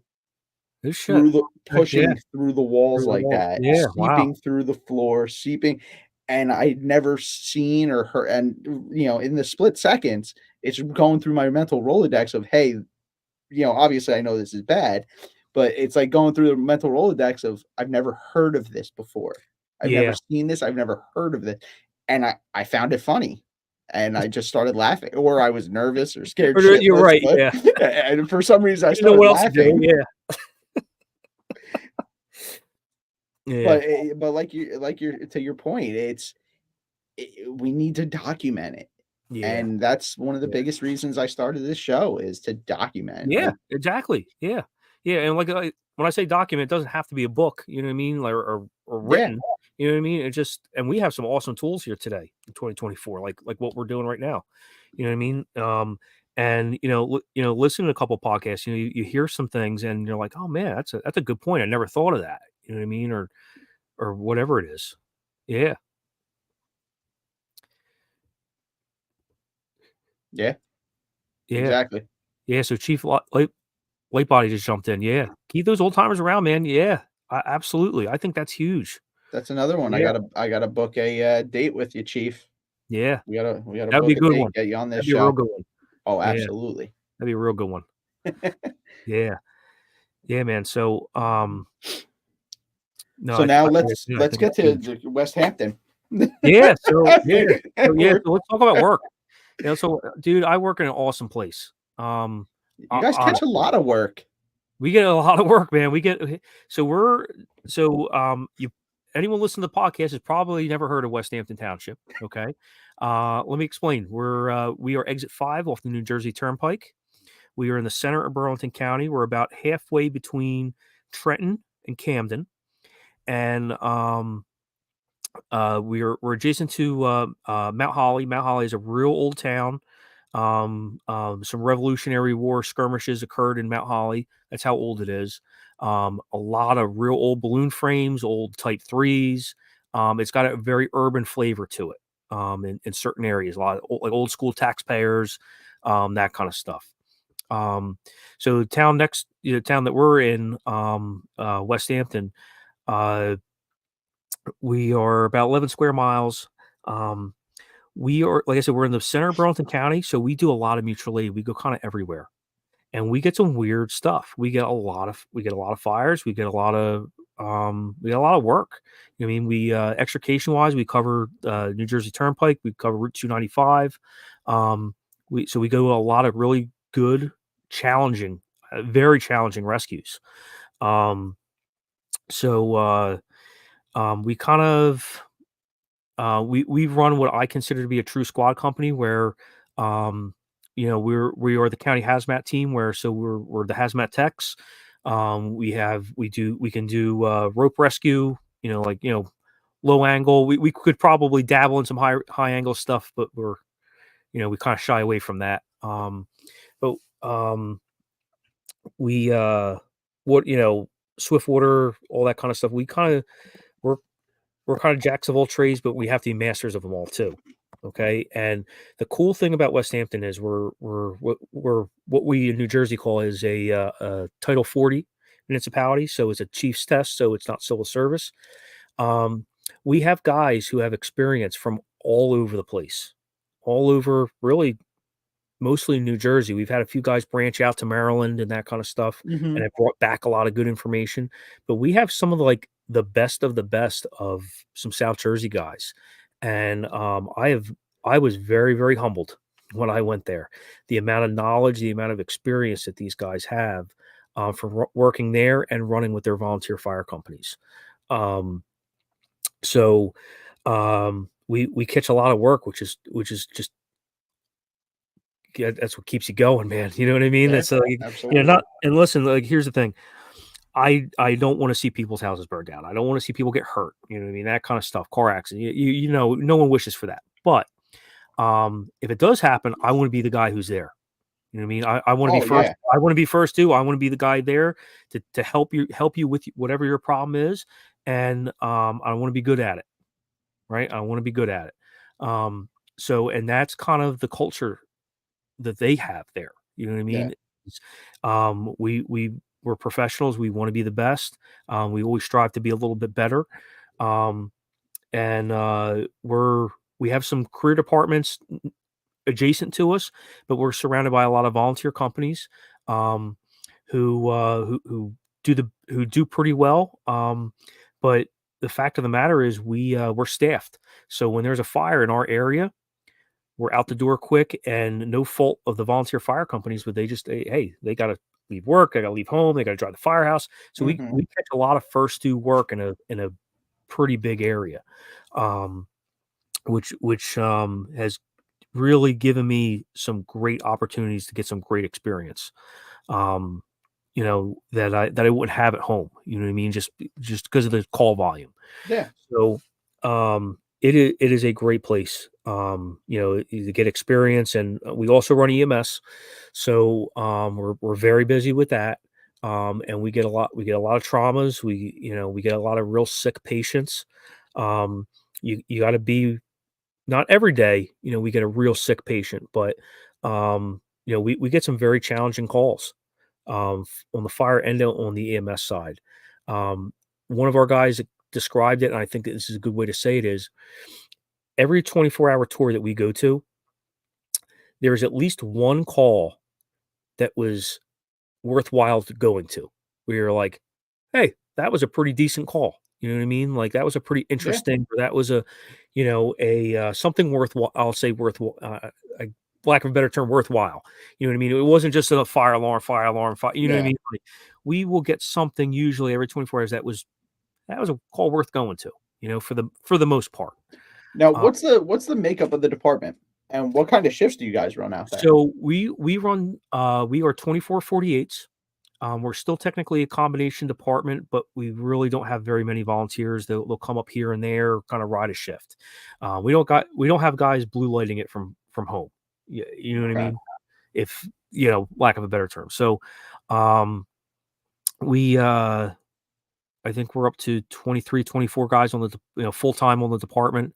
Okay. We have a chief, we have 4 captains. We run our fire marshal's office through the firehouse, which is a huge leg up when you have your fire marshal and inspectors working as part of the fire department. You learn so much, and Yeah. that is such a added value that is for our safety and for the public safety. Absolutely. That is huge. It's your That some pre-planning. yeah, pre-planning, just knowledge of the buildings, you know what I mean? The hazards, that kind of stuff. There's a lot of other municipalities that don't have that Yeah. funnel of information coming through. So we're running a shift minimum of 5 right now. So depending on how many guys are working, usually it's shifts of at least 6. So if somebody's off, you might go down to 5. We also still have some per diems, so that'll kind of help juggle the getting guys their time off, that kind of stuff. But so depending on what we got going on, I mean, we could get hit with a lot of different calls. We've had times where, we'll pull up to a fire and we've got 5 on, on the engine. We've got other times where we pull up and there's 2 because we got a bunch of other stuff going on. You know what I mean? So Yeah. it's kinda, we've come a really long way from when I started. When I started, there was just 2 of us 24 hours a day. Oh, So wow. yeah, so like when I started, it would be me and one full timer. And one of the first shifts I worked, we got a call for a car fire. So the guy I'm working with says, "All right, you're driving." I'm like, "Okay." I haven't even rode in this truck yet. He's like, "Oh, it's a fire truck. You'll figure it out." Uh, So I was again thrown to the wolves. Drive this car fire, then we get a building fire in Mount Laurel. Now I'm driving the fire truck down 295, and I'm like, "Bro, I've never driven on a road bigger than Long Beach Boulevard with a fire truck." You know what I mean? Like, and it can was, you tell me where I'm going? yeah, yeah, it was pretty. We went to warehouse fire up in Florence one time, and I was very new, and our current chief at the time, um, he's in the seat. I got another guy, another per diem in the back, and we pull out of the firehouse. He's like, "All right, we're going to Florence. It was warehouse fire." I'm like, "All right, cool. Where's that? Where's Where's Florence?" Florence? Yeah, where I have no idea. You know what I mean? So, I really had a it was quite the learning experience. And like I said, our department has grown not just in size and manpower, but we've come a really long way from what we were. Where we have a legit driver training program and a probationary book, and you know what I mean. And we've taken all those ideas and all that experience from all of our guys who are from all over the place and become a true like melting pot of, hey, we've put this all together, and we are a very aggressive department, which I love. You know what I mean? And one of our big things is always doing the right thing. You know what I mean? So, and I think that is huge. We're very customer service oriented, and that kind of just to me is just the right thing to do. You know what I mean? We really push that. I forget who the instructor was. I was at a conference in Texas one time, and he put it this way. He goes, so he put a picture of a homeless bum, whatever, on a Mhm. medical in a medical situation. He's Yeah, like, "How many guys ride the ambulance here? How many guys, on an engine? What's your feeling about this?"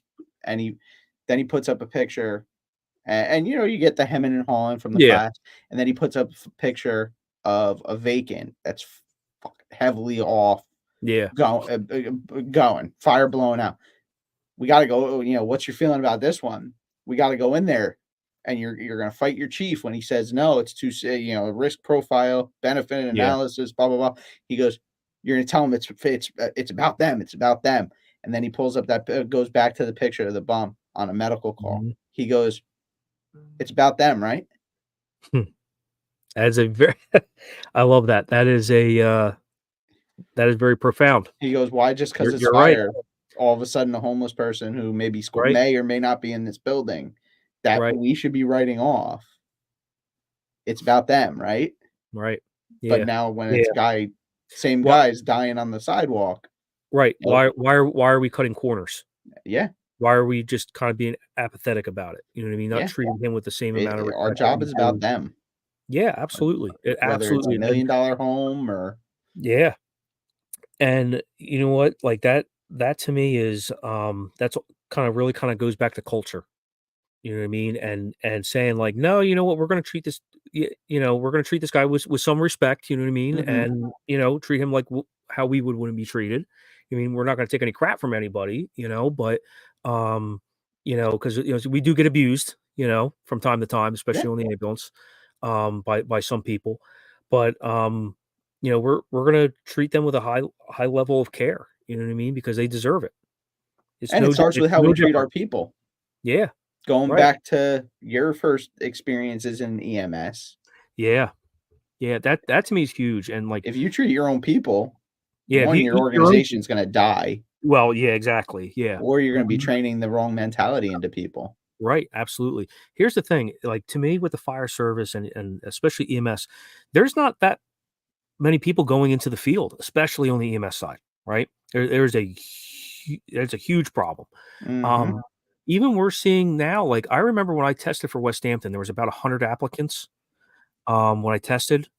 That was back in, like, 2010, I think I tested. Mhm. Give or take, it doesn't matter. But 2010, all right, so let's say about 15 years ago, there was about 100 applicants. If we put a test out today, I You're I getting like I 16 to 20. I exactly, yes. And Yep, then going back to the department we were talking about beforehand, before the show started, yeah. their last test, they had 16 people Mhm. apply, Yeah, and I think only like 6 or 7 of them had the the qualifications actual or qualifications, the yeah, certifications they were looking yeah, for. So they yeah, had to drop their minimum what they wanted to have as their minimum standard yeah, yeah, absolutely. just to be able to have a testing process. Yeah, that's wild. That's wild to Insane. me.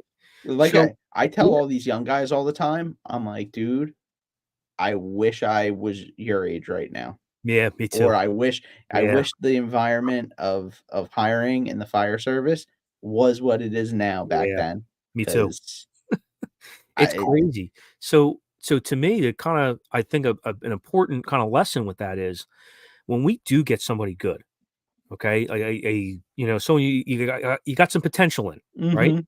You gotta take care of that person, whether that's on the career side or the volunteer Yeah. side. You gotta take care of that person because there's not that many of us, you know what I mean? Listen, everywhere you go, there we have some problem people and people who aren't cut out for this, and it is what it is, you know what I mean? It's a whole Mhm. nother conversation, right? Um, People who just don't get it, or don't wanna get it. So, but when we get those really good people, we gotta make sure we take care of them because the to me, we have a staffing crisis, right? Whether it's on the career Mhm. side or the volunteer side, all right? We'll call Mhm. it what it is. We have a staffing problem, and treating people like crap, all right, and disrespecting people, you're not gonna be in business very long. It's not a good business model. I'm not very good at the whole business thing, all right, because, like, I'm running my own side business right now, and, I am not good. I have no idea what I'm doing. But I'm doing it. And, you know what I mean? So, um, but, I it's not a good business model, you know what I mean? If Yeah. we eat our young and treat people like crap, yell, scream at them, especially as instructors, you know what I mean? Listen, like, sometimes we gotta give Mhm. some tough love, and we gotta, Get get a your point point across. across, but Yes, completely understand that. However, though, yelling, screaming, belittling people, that don't work, man. People do not learn in that type of environment, no, you're 100% especially right. especially the folks today, you know what I Yeah. mean? It I is wa what it is, whether you like it I or not. I watched a 23-year-old kid that wanted to be nothing more than a fireman on my job. He got into a beef Mhm, and became a target. I make good money where we mhm. work. We make Yeah, good money. Hours suck, but that's how we make our money. it's okay. Yeah. Kid walked off the job. Wow. Here's my 2-week notice. I'm done. Wow. That's I'm gonna crazy. go back to landscaping That's crazy. and continue to test for a different department. And now he's a Newark fireman. No shit. That's awesome. Just Good for him, man. he just got off of I guess their probation. They do Mhm. move around cycle, and then they get their permanent Okay. station. Just got Gotcha. assigned to Rescue One. Oh my God. Wow. Good for What is him, he? man. He's like a month or two out of the academy. That's amazing. Yeah, That's amazing. but that's the caliber of young guy you had walk in this department, Yes. Right. and You let it go. because you had because it was literally a personal. I was there at the foundation of it. Had nothing to do with anything professional. Yeah. You had a beef with him, so you treated him like shit and Yeah. chased him out of this organization. Right. And he said, Right. What am I doing? Yeah. What am I doing? I feel like the work hours here are horrible, and I feel like more of a fireman at my volunteer firehouse, Right. and I don't even get to go there because of the Right. hours." Right. And he Oh, yeah. literally 23 Gotcha. years old, literally 23 years old, walked off the job. That's wild. And that's the thing that I don't think a lot of people, a lot of guys get that. They don't understand that, you know? And I think today also the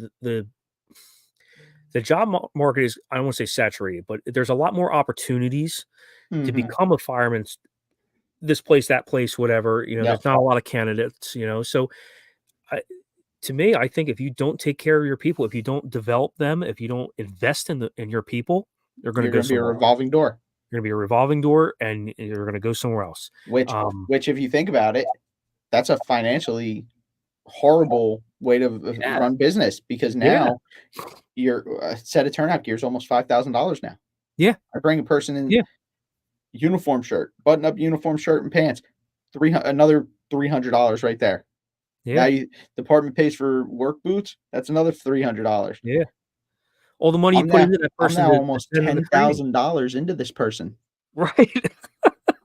Even Yeah, if I require all the certifications that I want them to maintain to come in the door, yeah, you just laid out almost 10 grand for this mhm, person to come in yeah, and shit on them, and and they're then gonna walk out the door, and now you're gonna have to start from square one.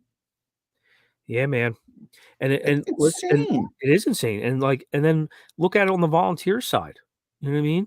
Like, you we're even more desperate for good people, right? And you get those good people, Yep. right, who want to help and they want to, you know, whatever.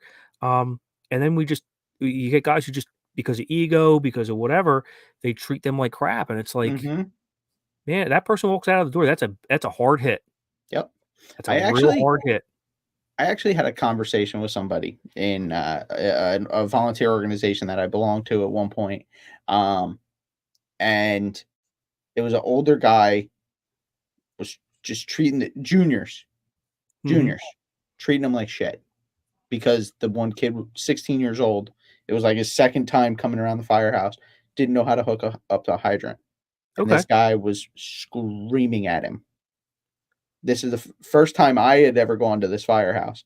I went over to the chief, who I've known for many, many years, and I went, "Get him away from those children, or I'm gonna beat him with a hydrant wrench." Yeah. Like, what it and this was a guy who had done his time in the organization, had provided his service to the organization, so you don't wanna disrespect him, but at the same time, Right. We got to reel that this in, is man. my future. You're Right. not answering calls anymore. This is my future, Yeah. and if Yeah. you're gonna be I can't have you around here. Right. Like, at what Yeah. point do you Yeah. That's a hard. cut your That's a tough loss? one. That's a tough one, man. You know what I mean? I Yeah, and it's like, and that kid, like, did anyone show him? Did Yes. anyone you know what I mean? Like, had anyone Liter you know, literally like, took alright, he's 16 years old, he doesn't, this is also that generation of I think this kid, like, I asked him one time to get me a screwdriver, and he came back with a wrench, a crescent wrench. mm, yeah, I'm like, "No, no, no, screwdriver, right, yeah, plus or minus." "Oh." And he yeah. went Listen, like, that's a big thing with the generation, and listen, that's something that our guys, we just have to deal with it, right? We have to We got to figure it out. show them, or you know what I mean? Like, I was super lucky growing up. My dad, like I said, my dad was a plumber. When I started doing extrication, well, all right, well, I've used a saw. I grew up using a Sawzall. You know what I mean? Like, no big Yeah. deal, right? Whereas somebody else, they've never seen this thing before. They didn't even know what it Mhm. is. You know what I mean? Like, let alone change blades and how to use it and how to, like all that kind of stuff. So they just don't have that mechanical ability because they just were never brought up with that. Yeah. We and whether you like it or not, we need to take the time to teach Mhm. these kids. You know what I mean? How many times have you heard people complain about, "Oh, these kids don't even know how to start a chainsaw." Yeah. Okay, Did show you them how. did you show Teach them? them. Yeah. Teach them. Yeah. And Yeah. sometimes another thing with the generational gap right now, like you said, and like I've said Yeah. 100 times, there's very few anymore middle of the range guys like you and I in our 30s, late Yeah. 20s, 30s, early 40s, because we're running Yeah. we have families, we have multiple Right. jobs, we're not around. Yeah. But like you said, you're late end of the spectrum and young end of the spectrum. Very few in between. Yeah. The generational gap and the learning methods. We've taught these young kids, Yes. that old generation, well, we do it this way. Okay, well, that's how they learned. This is Right. how we do things. Right. This young generation, They wanna know why. we've taught them to Mhm. know why, to Right. ask, to question everything, to Yes. Yes. understand why you're doing something, and it'll help you learn how to do it. Yeah. Well, so now when that 17, 18, 20-year-old kid is asking you, but why? But why? Maybe maybe his tone or his inflection is wrong, but he's Yeah. asking you why. Right. Yeah. Like, yeah, maybe he's being an asshole and Could questioning be. you and your Yeah. authority, but maybe he's just asking you, why does it work that way? Right. Like, Yeah. does Yeah. a why do I have to spin the handle on the hydrant wrench to turn it this Yeah. way? Yeah. Like, and he Yeah. doesn't understand the why. Right. You know what I thought was super interesting was, a friend of mine, recently went through he got picked up by FDNY. He just went through the academy. Great guy, Kevin Broadwater. He just got picked up by them. He went through the academy in the last year. Every recruit is given not only their book, but they're also given an iPad or a tablet or whatever, Mhm, right? Um, and they've got QR codes and everything, like in the with all their training stuff. Basically, all right, I want you to read it. Now you're gonna hit the QR code, and now you're gonna watch a video that we've mhm. generated, in Yep, house on how to do a search, how to do, throwing a ground ladder, mhm. whatever it is, right? Because that's how these guys learn, right? And Yeah. it's not I don't want to say a bad thing. It's just different today. You know what I mean? So we have to adapt with that, right? Um, Well, now that all their lives, their teachers have given that right? tablet or that Yeah, laptop, exactly. Yeah, and this yeah, is where your homework's gonna be. This is where your assignment's gonna be. If you have any questions, this is where the video to the tutorial is gonna be. yeah. So like, it's just like I kind of call it like a tail end. I'm 40 years old, right? So I kind of call it like a tail end of that generation. Like, I remember the time before the internet, basically. You know what I mean? Yeah. So I've you know what I mean. So like, I'm kind of like in that generation there, right? So what we like to call an elder millennial. So Hey, I all turned right, 40 in February, yeah. so So yeah, you get it, man. Yeah, you get it. I was reading a meme about our specific, Yeah, like, group of years yeah, between, like, 84 and yeah, 90, 84, something like yeah, that. yep. We grew up with records, Hmm. cassette tapes, Yeah, because yep, and to what we have now, like, we've it's seen wild. so much, Yeah, big. Yeah, yeah, such a like, change. Yeah, it's that crazy to me. that in itself has made us, more adaptable and, Yeah. mentally endurable. Hmm. That's pretty cool. Yeah, that's pretty interesting, yeah, and it's funny is, like, so my daughter, she's 6, she's gonna turn 7 um, in a couple weeks on October 13th, so she is the best, man. Um, she's hilarious. the other day we were doing something at the firehouse. She knew how to do something at the firehouse that one of the new kids didn't know how to do. It was really funny, because she's just a sponge. But it was funny was the other day she said to me, she goes, "Daddy, how old were you when you got your first cell phone?" And I was like, "I was 17. I had to buy it myself. You know what I mean? It was a flip phone or whatever, you know." Um, and she was like, I think she was trying to test the waters on like, To see you know what I what she's mean? Like, getting hey, hers. how soon could I get a phone of my own? You know what I mean? Yeah. I think that was the direction she was going. I was like, yeah, I was 17. You know what I mean? Like, because that really wasn't You a don't thing. have You to know what I tell her mean? that. You don't have Yeah. to let her know that. Yeah, I don't have to explain that they weren't really around. They were No. flip phones, and yeah, exactly. Yeah, Your grandmother still had a rotary dial yeah, dude. attached to the wall. Well, you know what's funny is that the rotary dial phone in the Surf City Firehouse was there up until we had the fire. They just took it out of service maybe a year ago. And that isn't that hilarious? Like, and it still worked. Insane. It was still hooked up. You know what I mean? That's awesome. Which is awesome. You know what I mean? Like, I caught the tail end of a really cool generation in the fire service. Yeah, you Honestly, I did. You truly can did. say that because things were so. I know every generation says, you know, the job's not what it used to be, you know, and the kids today, whatever, you could go back 50 years when my grandfather was chief. He probably would have said the same thing. You Yeah. know, the fire company's not what it used to be. Well, I'll tell you what, man, it is the fire service to me, and just in my short time, I consider 20-ish years, a short time, since it's 1998 to now. It is so different Mm-hmm. than the way it was back then. You know what I Yeah. mean? It is so, so different, and it's pretty wild to see To that see what we've seen. Yeah. drastic change, you know what I mean, and how Mm-hmm. things are. But I think it's pretty interesting you said that, our generation is kinda adaptable because honestly, we have to be. You know what I mean? Like, the way I teach classes today is kinda different than how I taught it, and I've been trying to do in the last couple years, last year or 2, is kinda refine the way that I teach Okay. and kind of look at some a little bit more modern stuff. You know what I mean? On what Yeah. how are actual teachers teaching things today? You know what I mean? Yeah. Um, and what I've tried to do is collaborate and work with some other instructors who Mm-hmm. know a lot of this stuff. Like there's a woman, Dana Conte. She's an EMT instructor. She's a medic. She's works for Gloucester County EMS. She has a phenomenal. She runs their EMT basic program. The Okay. stuff that she's doing with the students and different ways of teaching, different ways of explaining, Mm-hmm. she is phenomenal. She's one of the best instructors I've ever met, and I will, you know, I try and pick her brain, you know what I mean, and ask her Yeah. questions and, like, "How would you do this, and how would you set this up?" or whatever, you know what I mean?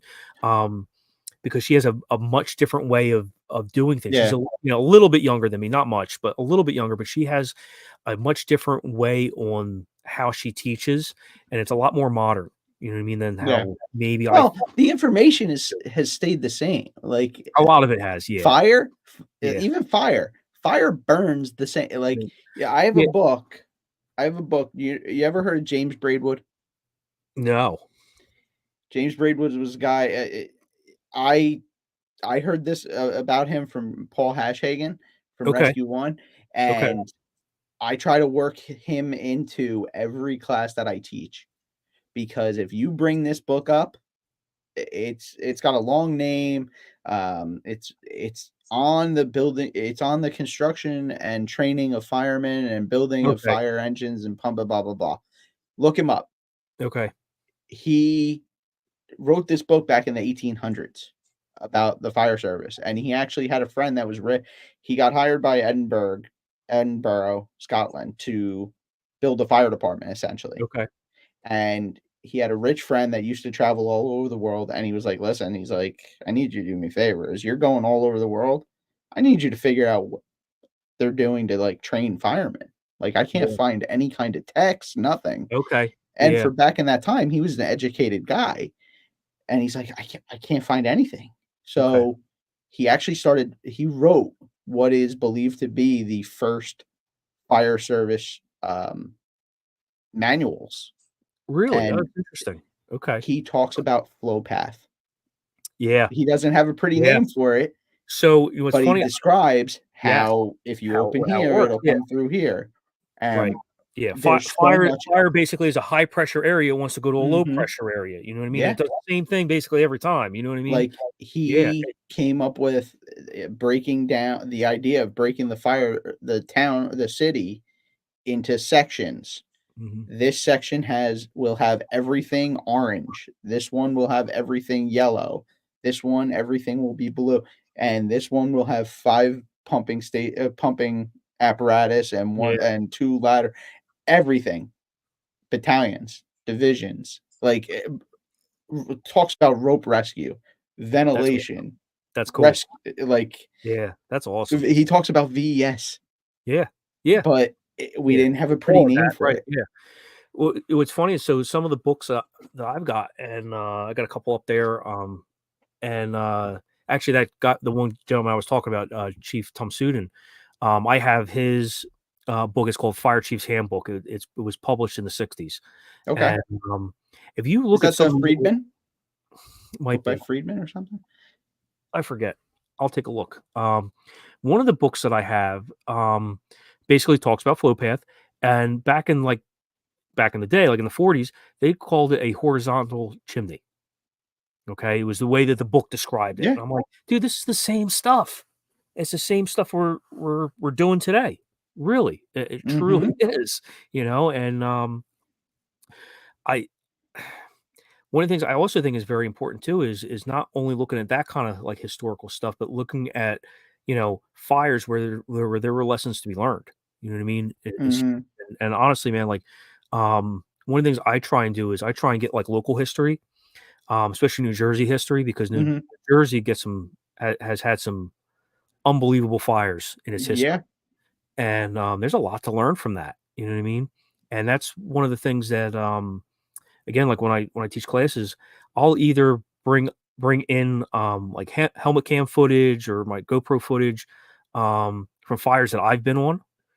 You know what I mean? And Yeah. I'll explain like, listen, this is a fire we had. These were the conditions. This is what we knew Mhm. before we walked in the house. We got in the Yep. house. This is what we learned afterwards. This is with the lessons that I learned. You know what I mean? Or we use like a case study of like, hey, here's a fire where things went bad. You know, I'll say locally here in Yeah. Jersey. You could even use like Hackensack Ford, right? Where we got a lot of knowledge in New Jersey about truss roofs and everything. Taking all that and learning from it. Yeah. Like that to me is huge, and I think that when you can do stuff locally, I think that kinda hits It home. hits home. It drives home a Yeah, little bit better. yeah, totally. All right, Mike. So we're at an hour and 45. We might have to do another episode, man. Yeah, we might. Because we still got to get to the Jersey Yeah, questions before I let you go. yeah. Um, so real quick, any last minute anything you want to throw out there before we get to these questions? I can't think of anything. All right. All right. I've So I've, uh, the I've enjoyed this conversation. This has been cool. so Yeah, I it's love been it. I cool. love it. Yeah. And I hate to cut it off, really. Yeah, no. Um, but we will definitely have to do a second episode Yeah, on this. yeah, definitely. All So right, we so should the not. Jersey questions, are you ready? Yeah. Alright. Is it pork roll or Taylor ham? Oh, that is a very important question, and for the love of God, it's pork roll. Okay? Thank you. All right. Yeah, I'm from South Jersey. The best pizza. Yeah. Yep. Oh, Uh, where is it? oh, jeez. Oof. Oh boy, that is a good question. I'll tell you what, man, right now, my favorite at the moment is up by work. We got a place called Mateo's. It's pretty Okay. good. All right, that place has been pretty good. Um Phew. That's honestly, man, that's probably one of my favorites. There's also a place in Hamilton Township, outside Trenton, and I cannot for the life of me think of the name. That place is really good too. Um Can't think of it, and probably my other one too, little place, in Riverton, New Okay. Jersey. I also 'cause, why not have another job? I also work per diem for Palmyra Fire Department, Okay. where my grandfather and great grandfather were. Okay. They have a daytime per diem staff. So I've been working there also, which is so cool for me. Yeah. But town next over, Riverton, they have Milanese pizza. They have a boardwalk pizza, which is phenomenal. And I would say that would Okay. probably be one of my favorites. Okay. Yep. So now this is kind of a hard one to ask you. Do you go to the beach? Or you go down the shore? Oh, well, See, that's why I'm saying this is kind of a hard one for you. yeah. Well, first off, I'm going to have to preface this. I hate the beach, man. I hate sand. It is not my jam, dude. Yeah, I know it sounds Yeah. really funny. I don't hang out on the beach. I was force Um, fed the beach when I was younger, and yeah, like I, just lost you the know, vibe for it.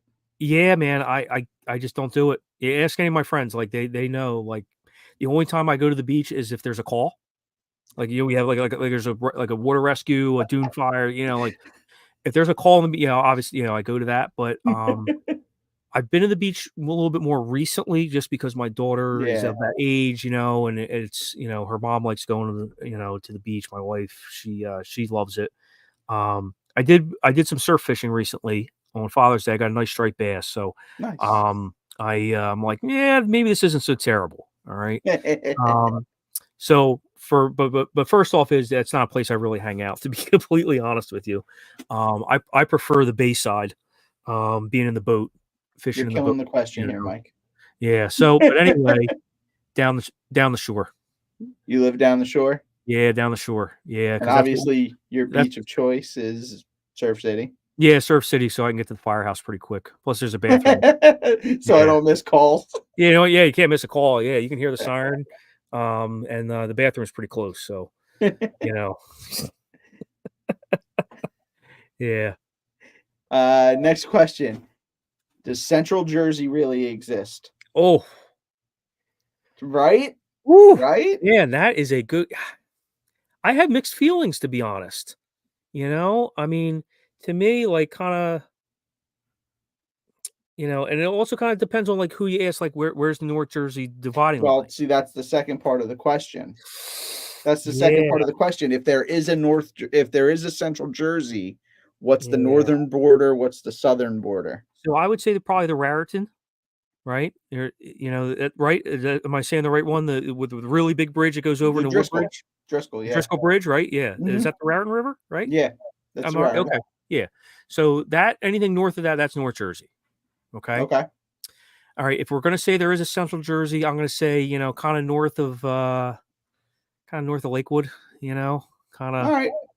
All that right, I got you. ish, kind of north of Burlington County, Okay. So that like Yeah. Route 70, 195 Yeah, yeah, area. yeah, 195. Yeah, 190. That's a good one. Yes, yeah, kind of north of. Yeah, that to me is kind of Central Jersey. All right. Yeah, yeah, All that's right. my take on it. It used to be north of Tom's River was North Jersey to me, but I've kind of grown, Yeah, as I've gotten branched out a little bit more. I got you. Yeah, yeah. Um, who were some of your mentors? Oh, that's a good question. I I know that's was why I ask it. Yeah, that's a great question. Honestly, man, my dad. Okay. My dad definitely a big one. He's always been a big influence. Um, Chief Sean Marty from High Point Fire Company. He was a big one. Chief Emil Tumsoon, like I mentioned before. Hmm. Chief Ed Hazelton. Also a big one. Um, uh, Ray Van Martyr, from Ocean County Fire Marshal's office. Also one. He was a director of the fire academy when I went through, Okay. and learned a ton from him. Man, um, that's what I can think of off the top of my head. Those are guys that like kind of immediately come to mind. Chief Brian Fullerton, he was a big one when I first started. Um, and you know, um, that's what I can kind of think of off the top of my head. Chief Collier says Panzone. Panzone. Yeah, Panzones isn't bad. Yeah, yeah, that's a good one. My favorite one on the island was Speakeasy Pizza. I'm sorry, not Speakeasy. That's my current favorite on the island. Broadway Pizza in Surf City. That to me was the best. They unfortunately he retired, so he closed up. That was my favorite. Yeah, yeah. Panzones is pretty good. Yeah, All right. yeah, So I thought that was a name. So next question: yeah. proudest achievement or accomplishments on the job, Ooh, boy. right? Drop some Yeah. zingers. Wow, that's a zinger, man. Wow, I got to go through the. Uh, you know what? Honestly, man, one of my proudest achievements was becoming chief of Surf City. Um, because if you kind of anyone who knows me and kind of lived along with me through that time, it was a very long road. It was a Okay. very long road to get to the where I got. Um, some of it my own doing, just being young and hard nosed. Um, some of it a lot of external influences. So that to me was a very big achievement. That was my life dream. You know, be a Okay. career fireman and be the chief of Surf City Fire Company from a very young age. That's what I dreamed of, and I and I got there. You know what I mean? And I did that on my own. Good. I can truly say that. That and honestly, getting on the job at Westampton, one of my big achievements. Um, I also work with the Forest Fire Service. I love doing that. That's also huge. That's also a big part of my life. I love doing that because I love being out in the woods and hunting, fishing, that kind of stuff. You know what I mean? So I love being a part of the Forest Fire Service. That's Okay. also a big one. Yeah, we didn't even touch on Um, that. We yeah, definitely have yeah, to do a part two. yes. um, I got a lot of irons in the fire. But it's fun, man. I love it. You know what I mean? This is what I love. So yeah, I mean, I've had a few calls, few rescues I can think of, over the years. We had a woman trapped in a man versus machine type incident. We had a Okay. woman trapped in a concrete mixing truck for like a gunite swimming pool. Um, and she was buried up to her armpits. Her foot was trapped in the auger. So we ended up having to dig her out. Who's the smallest guy at work? Me. So I got up in where the auger was, where her foot was, everything. We dug her out. We used our ladder truck as at work. We used our ladder as a high point, put in a harness, used a 3-1 haul system, hauled her out. I manipulated her foot off the auger, um, and then ended up putting a tourniquet on and everything. Um, super unique call. Super Yeah. unique call. That one, that's definitely one that big one that sticks out. Another one, I delivered a baby one time, on the floor, in the living room of somebody's house. And they said, "Oh, we don't know what the sex is. What is it?" I said, "Oh, it's a boy," and I got to, yeah, honestly, man, that was pretty wild. That was pretty cool. Um, I had a house fire, when I was 19 years old. Found a victim. Um, and she didn't make it. She ended up having a heart attack Mm. before the fire. But that fire really kind of really drove my passion for training because I felt like there were some things that I could have done different or Yeah. our department could do different. You know what I mean? I mean, it ended up not Hmm. mattering once we found out the autopsy report. But Yeah. that was to me was a big turning point for my fire career. Um, that fire, um, you know, oof. Hmm. Yeah, I don't know, man. I honestly, I've had, Those are some pretty good answers. those are pretty good ones. I Pretty good mean, answers. honestly, man, one of the things that I love the most is when we've done something to prepare for a certain incident or a fire, or we've changed, And you we've watch it set things click. up, and you watch it click. And especially when you have students who will come back and say, "I did something that you showed me and it worked." You know what I Yeah. mean? And like that to me, Having that um, aha. or that aha moment with someone that I've taught. or someone who said like, hey, I did this and it made a positive outcome. There's nothing better. Yeah, There's nothing better than absolutely. that, man. Like that to me is huge. Even though I'm not directly involved in whatever that Yeah. may be, No, absolutely. I am in a sense, and you know what I mean. And that to Mhm. me Well, is you had very an satisfying. impact. Yeah, that to me is a big impact. You know what I mean? Is being able to have somebody come back and say, hey, you did this and it made a Yeah. huge difference. Not only You in know what my I mean? life, but somebody else's. Right? Yeah, exactly. Yeah. No, I think that is super cool. You know what I mean? That's huge. All And that, right. honestly, man, that's like why I love teaching. That's why I love being in this job. It's awesome. There's nothing Yeah, better. absolutely. Last question. What advice do you have for the fire service?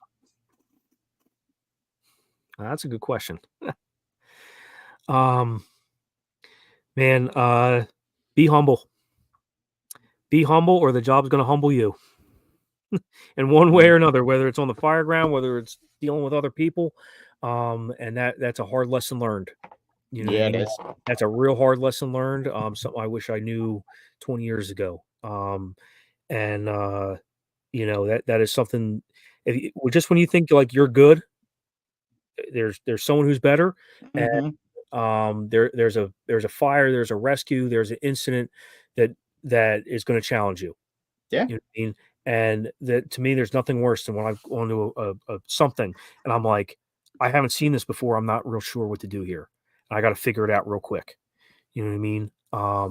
So you could be outsmarted very quickly. You know what I absolutely. mean? So, and listen, man, fire doesn't care whether you're career volunteer; it'll kill you just the same. Yep. I mean, so, um, A lot of um, I'm, uh, Patty I'm Brown. all, yeah, you know what I Patty mean. I'm Brown all, said it the best. I This job kills a lot of great firemen. yes, yeah, Doesn't care.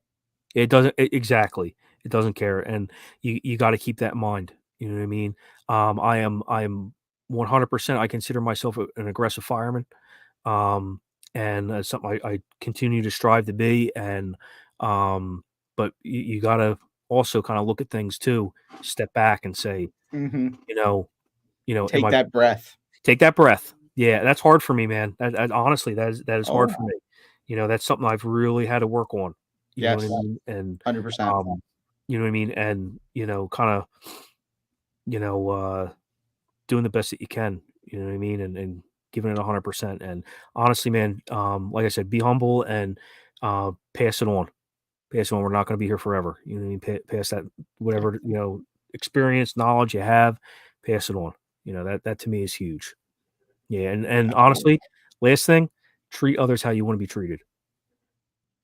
That goes a long way, man. Yeah, That goes a real long way. Um, People remember that.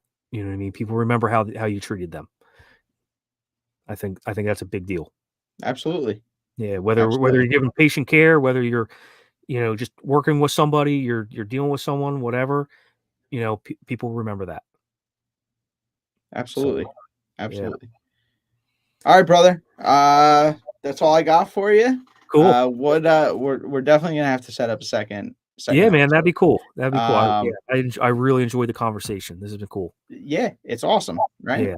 Yeah. Do you have any shout outs? Anybody you wanna say hi and Yeah, first off, shout out to my daughter, Winnie, Winnie Wolf. She is the best, man. She's the best thing that ever happened to me.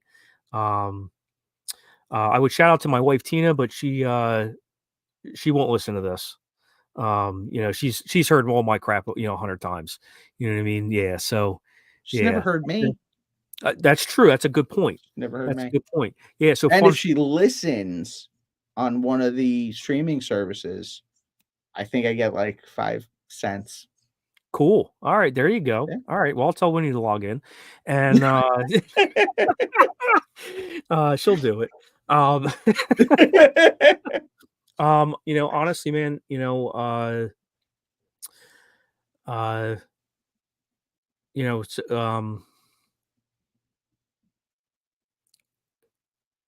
I can't. Like I said, I can't. Oh, yeah, that's a tough one. Just a shout out. You know what I mean? Honestly, man, all the guys at Surf City, Stafford Fire Company, High Point Fire Company, Palmyra work. I was just gonna say, you're gonna mention the guys. We got some great firemen. You know what I mean? And Galloway EMS too. You know what I mean? Some great people down there. So, and honestly, man, a lot of people who help me with classes, here and there and stuff that I do. Like I said, like Dana Conte and Ryan Angle, Chad Boski, Shane Leeming, Jesse Langguth, Brent Cunningham, those guys, Bob Selfridge, Kate Weber, all people who have really been a big help to me, and helped me, kind of push my little business, kind of forward, and trying to give some good quality education out there. You know what I mean, and share some of our experiences with things. Definitely. So, yeah, man. All right, man. Yeah. I will. I'll put you in the backstage area real quick. Say goodbye to everybody, and then all right, guys. Thank you very much. Off air. Thank you guys very much. Also, last shout out I forgot is Emily Pereira. She takes care of my website and all that stuff that I don't know how to do. Oh, do you have anything coming up? So I got some classes, coming up down the pike here, at various firehouses, that kind of thing. We're myself and a few of my guys we're putting together. We put together a man versus machine class, and we've used some of our experiences, some of our kind of stuff.